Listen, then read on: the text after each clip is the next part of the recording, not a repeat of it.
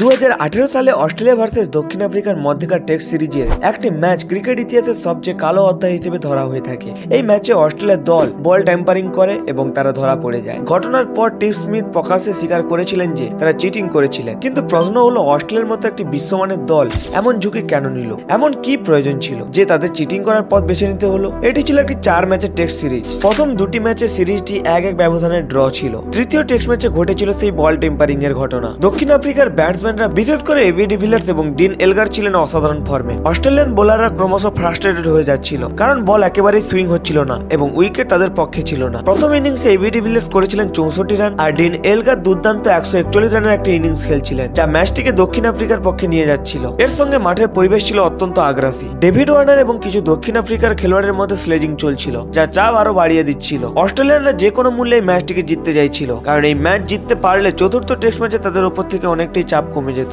কিন্তু চিটিং ধরা পড়ে যাওয়ার পর তারা শুধু এই ম্যাচ নয়, বরং পরের ম্যাচটিকেও হেরে যায় এবং দক্ষিণ আফ্রিকা এই সিরিজটিকে 3-1 ব্যবধানে জিতে যায়।